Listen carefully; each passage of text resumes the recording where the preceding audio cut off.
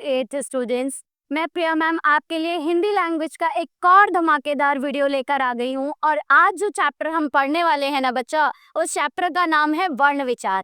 जानते हैं हिंदी को लेकर आपके विचार इतने बेकार हैं कि हमें आज वर्ण विचार पढ़ना पड़ रहा है, बट कोई बात नहीं, हम वर्णों पर विचार करेंगे, हम भाषा पर विचार करेंगे और हम जानेंगे कि वर्ण विचार हमारे लिए ज़रूरी क्यों है। बाकी सब जोक था, लेकिन मैं एक बात कह रही हूँ कि यार विचार सुधार लो, कर्म सुधार लो, लाइफ अपने आप अच्छी हो जाएगी। तो स्टार्ट कर दे हमारा टॉपिक जिसका नाम है वर्ण विचार। स्टार्ट करते हैं। आज का जो टॉपिक अभी हमने डिस्कस किया उसका नाम है वर्ण विचार। आज हम अपने वर्णों पर विचार करेंगे। तो हमारा टॉपिक नेम वर्ण विचार। सबसे पहले जानते हैं कि आज हम कवर क्या करने वाले हैं। तो हम श्री गणेश करते हैं। क्या टॉपिक आज हम कवर करने वाले हैं? टॉपिक कवर करने वाले हैं सबसे पहले कि वर्ण विचार क्या है, हमें क्यों वर्णों पर विचार करना है, वर्ण विचार होता क्या है, ये हम सबसे पहले जानेंगे। फिर जानेंगे वर्ण के प्रकार, फिर हम जानेंगे कि वर्ण हमारे होते कितने टाइप के हैं। उसके बाद आएगा स्वर, उसके बाद आएगा व्यंजन और उसके बाद आएगा उच्चारण के आधार पर स्वरों का वर्गीकरण। अच्छा एक बात समझना बच्चा, ये टॉपिक मैं पहले भी ले सकती थी, है ना। आप सोच रहे होगे कि ये तो प्रिया मैम यहाँ स्वर के साथ नीचे पढ़ा सकती थी, लेकिन ऐसा मैं इसलिए नहीं कर रही हूँ बेटा क्योंकि स्वर और व्यंजन ये वर्ण के प्रकार हैं। अब वर्ण के प्रकार तो पहले जान ले, उसके बाद ही तो जानेंगे कि स्वर के और कौन से और उसके अंदर कौन कौन से पार्ट होते हैं, राइट ना। इसीलिए ये आपके प्रिया मैम ने थोड़ा सा बाद में लिया है। तो पहले हम ये जान ले कि वर्ण के प्रकार क्या है, वो है स्वर और व्यंजन, ठीक है। उसके बाद हम जानेंगे कि उच्चारण के आधार पर जो हमारे स्वर हैं उनका वर्गीकरण कैसे किया गया है।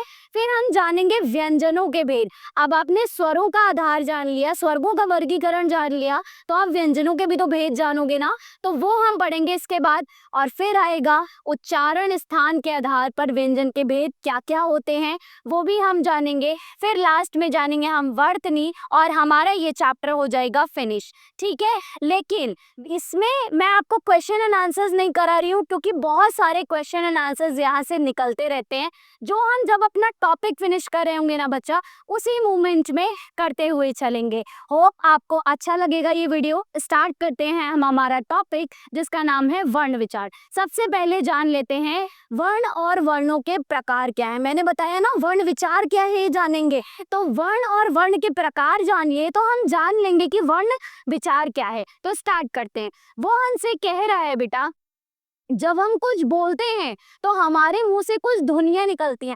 एक्चुअली मैं जो बोल रही हूँ ये सिर्फ क्या है, ये सिर्फ आवाजें हैं, लेकिन इन आवाजों का किसी ने कोई मतलब हमको बहुत पहले बता दिया, इसीलिए आज हम इनको एज इट इज फॉलो कर रहे हैं। मैंने कहा आवाज तो आपका ध्यान गया कि मैंने क्या बोला, ठीक। ये जो चीजें होती है, ये जो सुनने का तरीका होता है, ये ध्वनियों को जानने का जो तरीका होता है, ये है हमारे मुंह से निकलने वाली ध्वनियों का एक प्रकार। और उन प्रकारों को जब हम कुछ फॉर्म्स में सेट कर देते हैं तो वो बन जाते हैं वर्ण। वहां से हम स्टार्ट करते हैं। अब हमसे कह रहा है व्याकरण में इन ध्वनियों के लिए निर्धारित चिन्ह वर्ण कहलाते हैं।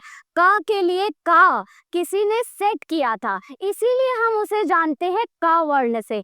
खा के लिए खा, ये किसी ने सेट किया है इनपुट्स को, तभी हम जानते हैं कि वो खा के लिए स्टैंड कर रहा है। Otherwise these are just sounds, ठीक। ये सिर्फ और सिर्फ साउंड है मेरे बच्चे, और इसके अलावा कुछ भी नहीं। लेकिन किसी ने जब लैंग्वेज बनाई, अब वो कौन है वो हमें नहीं पता, क्योंकि ये इतने प्राचीन काल से चलता आ रहा है कि हम नहीं जानते।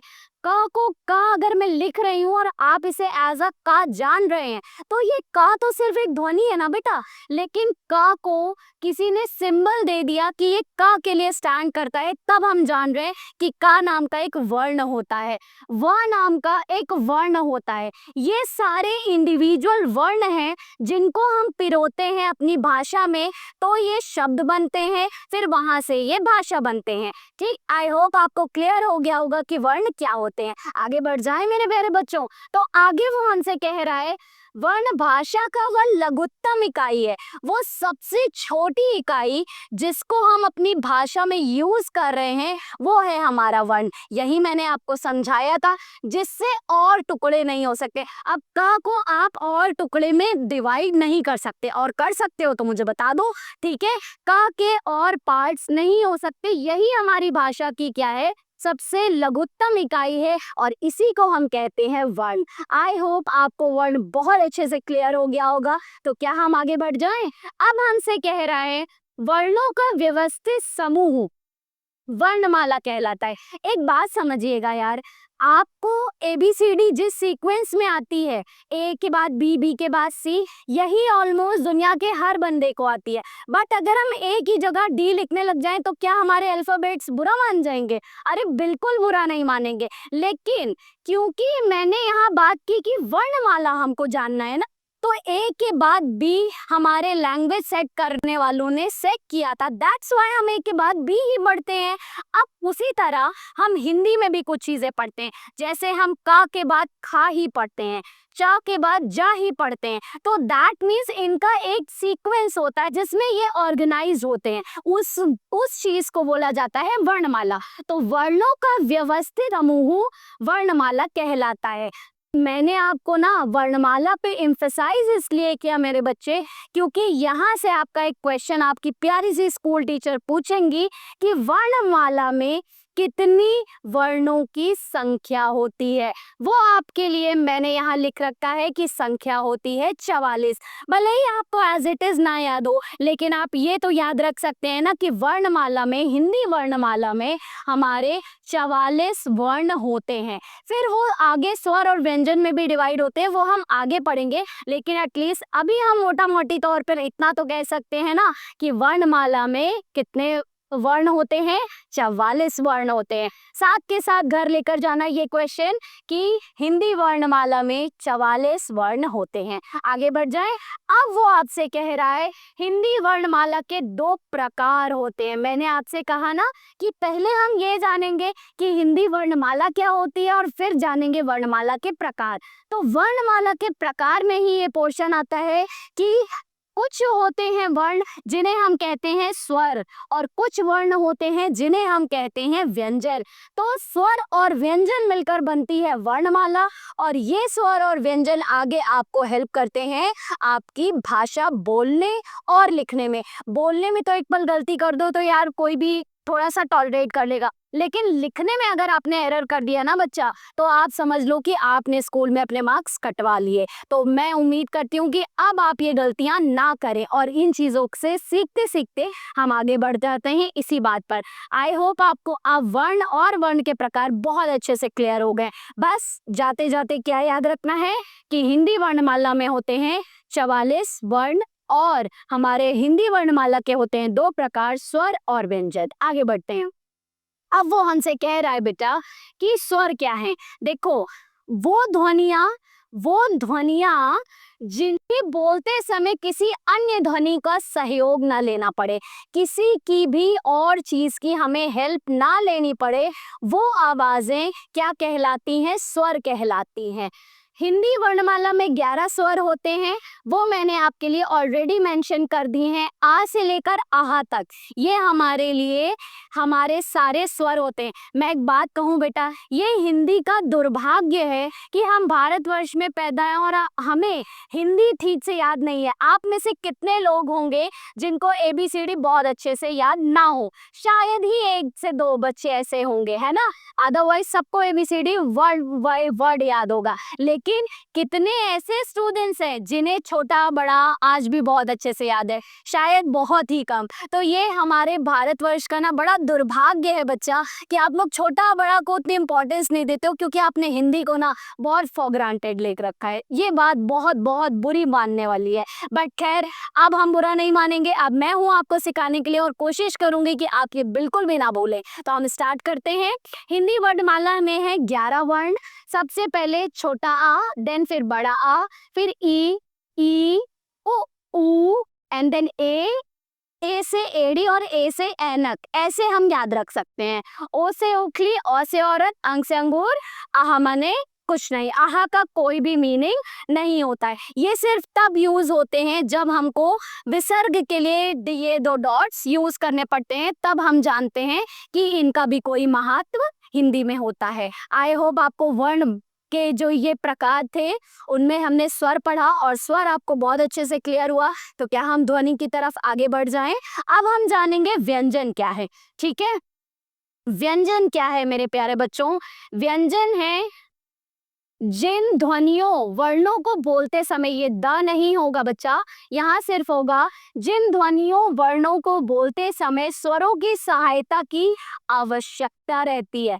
अगर आपको स्वर नहीं आता होगा मेरे प्यारे बच्चे, तो आप बताओ आप व्यंजन कैसे जानोगे? ये ऑलमोस्ट इम्पॉसिबल है, क्योंकि स्वर से व्यंजन आपस में इंटरलिंक्ड है मेरे बच्चे। अब बात सुनना, उसने आपसे क्लियरली बोला कि ध्वनियों वर्णों को बोलते समय स्वरों की सहायता की आवश्यकता होती है। अगर आपको पता ही नहीं कि स्वर क्या है, तो आप उनकी सहायता से व्यंजन बनाओगे कैसे मेरे लाल? तो हमको क्या करना है? सबसे पहले हमें पता होना चाहिए स्वर क्या है। आ से लेकर आहा तक मेरी पुरानी स्लाइड में जाइए, फटाक से पढ़ डालिए, आपको बहुत हेल्प करेगा। आगे बढ़ते हैं। आप कह रहे हैं हिंदी वर्णमाला में 33 व्यंजन है। हिंदी वर्णमाला में कितने व्यंजन है? 33 व्यंजन है। देखो, का वर्ग, चा वर्ग, टा वर्ग, ता वर्ग और पा वर्ग, जब आप ये सारे व्यंजनों को लिख लोगे ना, तो आपके सेंटेंसेस फॉर्म होंगे 25। ठीक है, क्योंकि ये 5 वर्ड्स हैं और इन सब में 5-5 अल्फा वर्ण होते हैं। अल्फाबेट नहीं कहेंगे, वर्ण कहेंगे। तो जो हमारे वर्ण की पहला अक्षर होता है, उसी के नाम पर उस वर्ग का, there is a difference between वर्ण और वर्ग। ठीक है, तो ध्यान से सुनना, मैंने क्या कहा? जिन वर्णों का हमने शुरुआत का अल्फाबेट चूज किया, उसको उसी के नाम के साथ उस वर्ग से जाना जाता है। जैसे सपोज करना, मैंने का वर्ग चूज किया है, तो क, ख, ग, घ और अंगाह, ये 5 वर्ण इसमें आते हैं। का वर्ग के अंदर ये 5 वर्ण आ रहे हैं। उसी तरह से च वर्ग के अंदर कुछ 5 वर्ण आते हैं। फिर ट वर्ग के अंदर कुछ वर्ण आते हैं, वो हम आगे पढ़ेंगे। बट मैंने आपको क्या बताया? हिंदी वर्णमाला में होते हैं 33 व्यंजन। 33 व्यंजन का पहला अल्फाबेट जब आप उसको पिक करते हैं, उसी के नाम के साथ उस वर्ग को सेट किया गया है। तो का वर्ग, चा वर्ग, ये सारे क्वेश्चन आई थिंक आपको क्लियर हो गए होंगे। बट यहाँ से आपके जनरली क्वेश्चन नहीं आते हैं, आपके क्वेश्चन आते, ये आपको सिर्फ नॉलेज के लिए जानना है, बट आपके क्वेश्चन आते हैं बेटा यहाँ से। यहाँ पर आपसे पूछ सकता है अंतस्थ व्यंजन के 4 एग्जाम्पल लिखिए, चारों यही 4 होते हैं। या फिर एक और तरीके से वो ये सेम क्वेश्चन पूछ सकते हैं, वो पूछ सकते हैं कि या वर्ण कौन से व्यंजन का पार्ट है या कौन से व्यंजन में आता है, तो आपका आंसर होगा, ऑप्शन में पूछ सकते हैं, लिखित में पूछ सकते हैं, आपका आंसर हो जाएगा अंतस्थ व्यंजन। आई होप आपको ये बात क्लियर हो गई है। यहीं से 2 क्वेश्चंस 3 क्वेश्चंस आपके पुटअप कर सकती हैं आपके टीचर, अगर वो आपसे अंतस्थ व्यंजन के पूछ ले, ऊष्म व्यंजन के पूछ ले, या फिर संयुक्त व्यंजन के पूछ ले। इनको डिटेल में हम आगे पढ़ेंगे। क्या आपको यहाँ तक ये सारी चीजें क्लियर हो गई? आई होप हो गई। आगे बढ़ जाए तो अब वो हमसे कह रहा है उच्चारण के आधार पर स्वर्गों का वर्गीकरण। अब एक बात जानना, हमने स्वर पढ़ा, हमने व्यंजन पढ़ा, अब हमको उच्चारण के आधार पर स्वर्गों का वर्गीकरण भी तो जानना है ना। तो वो जानने के लिए हमको यहाँ थोड़ी अटेंशन पे करनी पड़ेगी, जिसमें हमसे कह रहा है स्वरों को बोलने में कितना समय लगता है। आप जिन स्वरों को प्रोनाउंस कर रहे हो, मुंह से बोल रहे हो, उन्हें बोलने में जो समय लगता है, इस आधार पर स्वरों को 3 भागों में बांटा गया है। 3 टाइप के ये होते हैं। पहला टाइप है बेटा ह्रस्व स्वर, इसे बोला जाता है ह्रस्व स्वर। अब ये होते हैं आपके गिनती के ये 4, इनमें रा ऋषि भी इंक्लूड होता है। ठीक है, छोटा छोटी ई और छोटा ऊ ये आपके ह्रस्व स्वर के पार्ट हैं। क्यों हैं? क्योंकि इनको बोलने में आपको थोड़ा सा बहुत ही मिनिमम समय लगता है। आपने एकदम आराम से बोल दिया, बिल्कुल ना के बराबर टाइम लगा। अच्छा, एक चीज और आपको मैं बता दूं, अगर हम इनको इसी बेस पर पढ़ने की कोशिश करेंगे ना बेटा, तो हम बहुत कंफ्यूज होंगे। क्योंकि अभी आप कुछ टॉपिक ऐसे पढ़ेंगे जिनमें आएगा कंठस्थ व्यंजन, कुछ में आएगा आपका तालव्य व्यंजन। जब ना क्योंकि हम तो हिंदी बचपन से बोल रहे हैं, हिंदी बोलते टाइम कब हमारी जीभ जो है वो तालू से टच हो गई, कब हमारी जीभ जो है वो सीधे निकल कर आ रही है, कब हमारी जीभ जो है वो दांतों से टच हो गई, हमें पता नहीं चल पाता। और इन बेसिस पर इसे पढ़ने की कोशिश भी मत करना, क्योंकि यहीं पर आप पजल हो जाओगे और आपको ये चैप्टर क्या हो जाएगा, बाउंस हो जाएगा। आप इसको बस ये कर सकते हो, इनके शॉर्ट नोट्स बनाना, प्यारी प्यारी सी हेडिंग डालना, जैसे आपने ह्रस्व स्वर लिखा और इन अल्फाबेट्स को लिख लिया और आपने इन्हें लर्न कर लिया। ये आपको बस एज इट इज काम आएंगे। आप और किसी भी तरीके से इस चैप्टर को पढ़ नहीं सकते, क्योंकि ये बहुत कंफ्यूजिंग चैप्टर है मेरे बच्चों। मैंने भी पढ़ा था, मुझे भी बहुत दिक्कत हुई है, बट खैर मैं आपको वो प्रॉब्लम फेस नहीं करने दूंगी। आपको छोटे छोटे प्यारे नोट्स बना लेने हैं इन्हीं स्लाइड्स के थ्रू और आपका ये टॉपिक बहुत अच्छे से क्लियर हो जाएगा। क्या हम आगे बढ़ जाएं? अब आता है दीर्घ स्वर। देखिए, जिन स्वरों को बोलने में हमें थोड़ा सा टाइम लगे, किसके कंपैरिजन में, कंपैरिजन टू ह्रस्व स्वर, उन्हें बोला जाता है दीर्घ स्वर। दीर्घ स्वर का मतलब यहाँ पर एग्जाम्पल मैंने गिवन कर दिया है और इसमें आपका क्या लिखा हुआ है, इसमें लिखा है इन स्वरों के उच्चारण में ह्रस्व स्वरों की तुलना में, मैंने आपको बताया ना, ह्रस्व स्वरों की तुलना में लगभग दुगना समय लगता है। क्योंकि आ बोलने में आपको मेहनत नहीं लगी, लेकिन आ बोलने में आपको मेहनत लगी। आ बोला आपने, काम चल गया। आम बोला आपने, आपको थोड़ा समय लगा, किसके कंपैरिजन में, ह्रस्व स्वर के कंपैरिजन में, तो इसीलिए वहां पर क्या हो गया, दीर्घ स्वर हो गया। आई होप आपको ह्रस्व स्वर और दीर्घ स्वर बहुत अच्छे से क्लियर हो गया है। क्या हम एक और आगे बढ़ जाएं? अब वो हमसे कह रहा है प्लुत स्वर। वो स्वर बेटा जिनको बोलने में हमें दीर्घ स्वर से भी ज्यादा, है ना, और ह्रस्व स्वर से लगभग 3 गुना समय लगे, वो होते हैं प्लुत स्वर। समझ रहे हैं? और इसमें जैसे है हमारा राम, ठीक है, आपने बोला रा, फिर आपको बहुत देर तक इसे खींचना पड़ा एंड देन आपने बोला म, तो ये आपका पार्ट हुआ प्लुत स्वर का, जिसको बोलने में ह्रस्व स्वर के कंपैरिजन में लगभग 3 गुना और दीर्घ स्वर के कंपैरिजन में लगभग दुगना समय लगे, वो होते हैं प्लुत स्वर। आई होप अब आपको उच्चारण के आधार पर जो हमारे वर्ण होते हैं ये क्लियर हो गए हैं, शायद हो गए हैं। क्या हम आगे बढ़ जाएं? अब आगे बढ़ जाते हैं। अब वो हमसे कह रहा है व्यंजनों के भेद। देखो, स्वर पढ़ लिया, व्यंजन पढ़ लिया, ये सब हमारी वर्णमाला का पार्ट होते हैं, ये भी पढ़ लिया। स्वरों को उच्चारण के आधार पर हमने जान लिया, लेकिन अब व्यंजन के भेद की बात है और असल मेहनत हमको यही करनी है, क्योंकि ये नंबर्स में होते हैं 33। हमको करनी पड़ेगी इनको पढ़ने के लिए बहुत बहुत मेहनत। तो हम स्टार्ट करते हैं हमारी व्यंजन से। अब हमसे कह रहा है स्पर्श व्यंजन। पहले हम जान लेते हैं कि व्यंजनों के भेद हैं कितने। स्पर्श व्यंजन, फिर अंतस्थ व्यंजन, देन ऊष्म व्यंजन, देन संयुक्त व्यंजन एंड देन आता है आगत व्यंजन। आगत व्यंजन ना बेटा, आगत व्यंजन वो व्यंजन होते हैं जिनके नीचे नुक्ता लगा होता है। बहुत से लोग हैं जो ना जहर नहीं बोल पाते हैं तो वो बोलते हैं जहर, है ना। बहुत से लोग हैं जो फिजा नहीं बोल पाते हैं, बोलते हैं फिजा। ठीक है, ऐसा नहीं है, जा के नीचे एक नुक्ता है। आप यार किसी का नाम खराब कर रहे हो। हमारी डियर फिजा मैम को ये बहुत प्रॉब्लम आती है क्योंकि उनका नाम फिजा है, फिजा, जा के नीचे देयर इज अ नुक्ता बेटा। इस छोटे डॉट को नुक्ता बोला जाता है। अगर आप ये नुक्ता नहीं लगाओगे तो उनके नाम का अर्थ का अनर्थ निकल जाता है। बट खैर, आगत व्यंजन पर हम बाद में आएंगे, हम शुरुआत से शुरू करते हैं। सबसे पहले हम बात कर रहे हैं स्पर्श व्यंजन की। स्पर्श व्यंजन मैंने आपको बताया था कि का वर्ग, च वर्ग, टा वर्ग, ये वर्ग जो होते हैं ना बेटा, ये हर वर्ग में 5 अल्फाबेट्स होते हैं, 5 वर्ण होते हैं। एक्चुअली वर्ण कहेंगे, अल्फाबेट नहीं कहेंगे। 5 वर्ण होते हैं और टोटल 5 रोज होती हैं। जब हम इन्हें मल्टीप्लाई करते हैं तो हमें मिलता है 25। तो हमारे जो स्पर्श व्यंजन होते हैं वो होते हैं 25। ठीक है, क वर्ग से लेकर प वर्ग तक के जितने भी वर्ण होते हैं ये आते हैं स्पर्श व्यंजन के अंदर। आई होप स्पर्श व्यंजन क्लियर हो गया। आगे बात करते हैं अंतःस्थ व्यंजन की।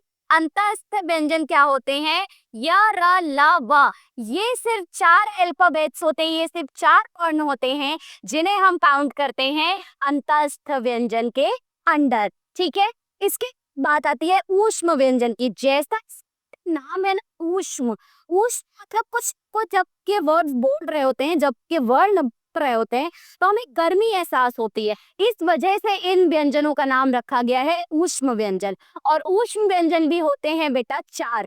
श, श, श और ह, ये 4 हमारे होते हैं ऊष्म व्यंजन। 4 ही होते हैं हमारे अंतःस्थ व्यंजन और 4 ही होते हैं हमारे ऊष्म व्यंजन। आगे होता है हमारा संयुक्त व्यंजन और ये होते हैं स्ति। 2 स्वर रहित व्यंजनों के मिलने से ये बनते हैं। 2 स्वर रहित, मैंने क्या बोला, इस चीज पर एम्फेसाइज क्यों किया बेटा? क्योंकि इनमें स्वर नहीं आते। इनमें अगर आप ढूंढने जाओगे ना तो आ, बड़ा आ, छोटी, इनका प्रोनाउंसिएशन नहीं मिलता।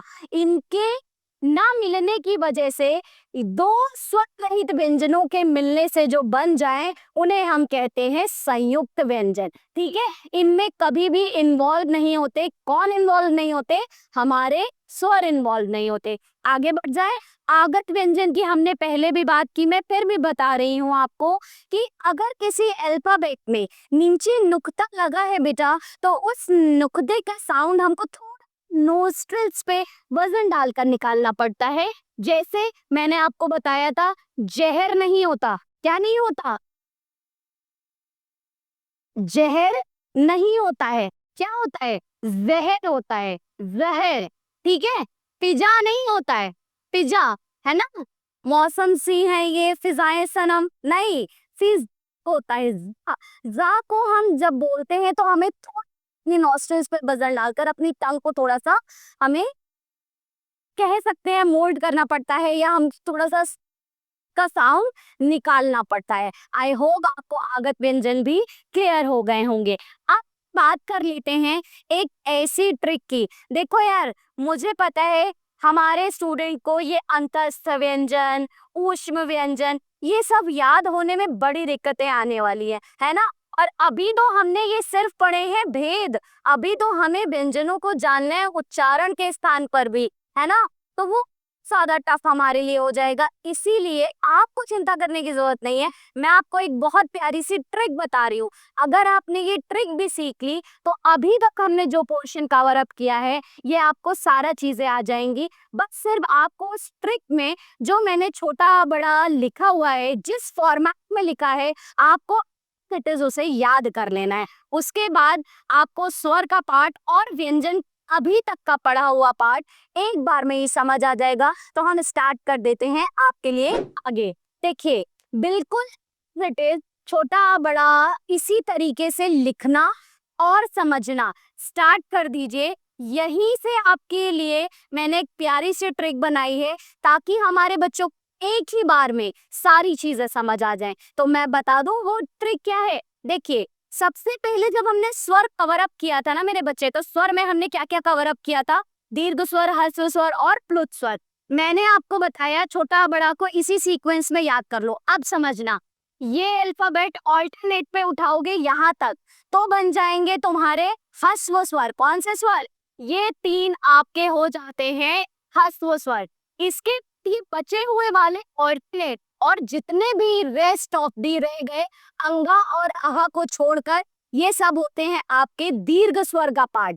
क्लियर हो गया? देखा, इसी छोटा बड़ा से हमने ये समझ लिया कि ये हमारे स्वर का पार्ट हो गया।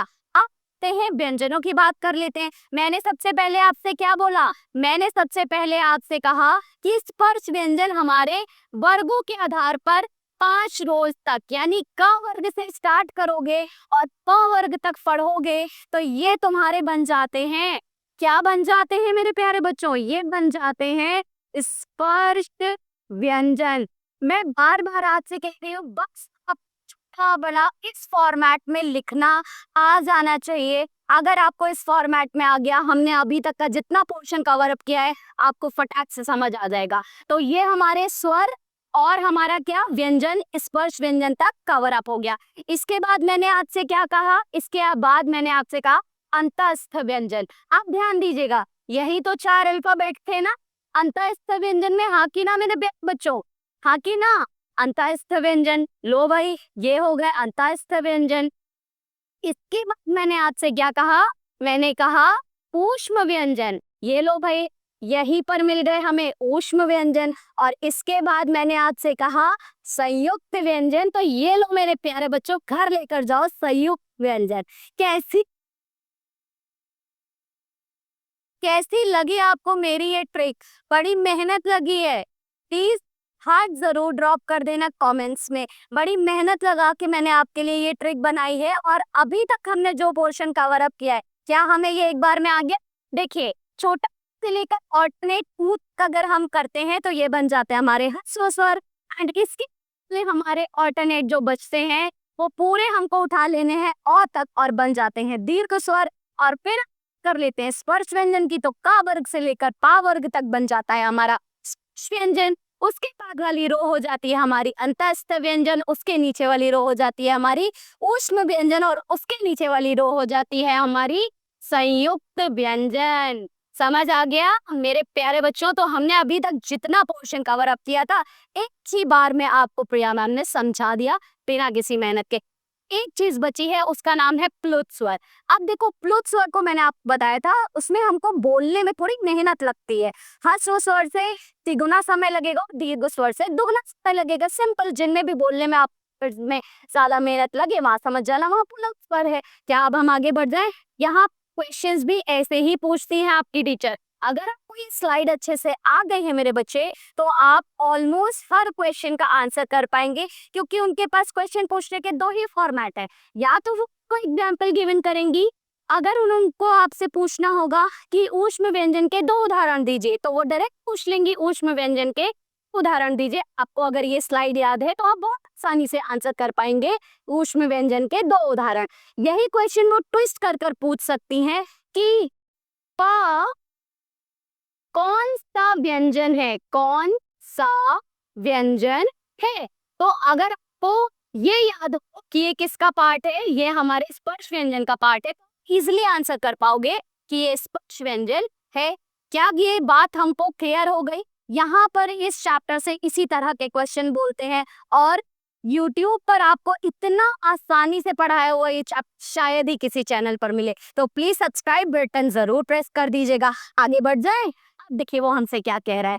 अब आया बेटा उच्चारण के आधार पर। ये थोड़ा मेहनत वाला काम है, और यहाँ सा हमको दिक्कत आती है। ये वाले समझने के लिए हमें बीच बीच से मेहनत करनी पड़ती है। और मैंने आपको बताया था ना, ये व्यंजन, दंतोष्ठ व्यंजन, ये सब हमें कंफ्यूज करते हैं, क्योंकि हम जनरली हिंदी को बोल रहे हैं और बचपन से बोल रहे हैं। हमें नहीं पता हमारी जीभ कब जाकर तालू पे टच होगी, हमें नहीं पता हमारी जीभ जाकर दांत पर टच होगे। लेकिन अब तो भाई सीखना पड़ेगा। तो तरीके हैं आपके पास, या सीख लो या तो लर्न कर लो। आपको एग्जाम्पल ऑलरेडी प्रिया मैम ने गिवन कर दिए हैं। तो स्टार्ट करते हैं। सबसे पहले है बेटा ओष्ठ व्यंजन। इसका मतलब समझते हैं क्या है? सबसे पहले समझना, उसने बोला ओष्ठ। ओष्ठ समझते हैं होठ, फोटो की लिप्स की बात हो रही है। जब दोनों होठों से आपकी आवाज निकल रही हो, दोनों लिप्स के साथ आपकी आवाज निकल रही है, तो वहां है ओष्ठ व्यंजन। फिर आता है आपका दंतोष्ठ व्यंजन। ऊपरी दांत और निचले होठ से, ऊपर के दांत और नीचे के लिप्स से जो आवाजें, जो ध्वनियां, जो वर्ण निकलते हैं, उन्हें बोलते हैं दंतोष्ठ व्यंजन। जैसे फ बोल कर देखिए, फ तो ऊपर के दांत यूज हो रहे हैं, नीचे का लिप यूज हो रहा है, दैट्स व्हाई ये है दंतोष्ठ व्यंजन का एग्जाम्पल। आगे बढ़ते हैं। वो कह रहा है दंत व्यंजन, जिसमें दांतों की जड़ से, यानी दांतों को आप टच करते हुए इन्हें बोले। जैसे आप बोलने की कोशिश करो तो आपके दांत टच होंगे। फ बोलने की कोशिश करो, आपके दांत आपकी जीभ के साथ टच होंगे। तो इसीलिए यहाँ पर है दंत व्यंजन। फिर आता है मूर्धन्य व्यंजन, जिनमें जीभ की नोक से तालु के ऊपरी भाग को, जो हमारा ऊपरी पोर्शन होता है ना, तलवे वाला पोर्शन होता है ना, जब हम इसे टच करें और जो वर्ड निकले उन्हें बोलते हैं मूर्धन्य व्यंजन। जैसे बोलने की कोशिश करिए, आप देखेंगे आपका जो जीभ का जो आगे का पोर्शन है ये आपके तालू के ऊपर वाले पोर्शन से टच हो रहा है। ट ठ, ये इसके एग्जाम्पल होते हैं मूर्धन्य व्यंजन के। आगे है आपका तालव्य व्यंजन, जिसमें तालू को टच कर रही है, आपकी जीभ डायरेक्टली जाएगी और तलवे तक टच होगी। त बोलने की कोशिश करिए, च बोलने की कोशिश करिए, छ बोलने की कोशिश करिए। जब आप ये वर्ड प्रोनाउंस करेंगे तो आपको फील होगा। लेकिन मैं आपसे बार बार कहूंगी बेटा, इतनी सारी चीजें हमारे बच्चों के लिए याद रख पाना नेक्स्ट टू इम्पॉसिबल हो जाता है। तो हमें क्या करना है, एग्जाम्पल्स बस याद कर ले।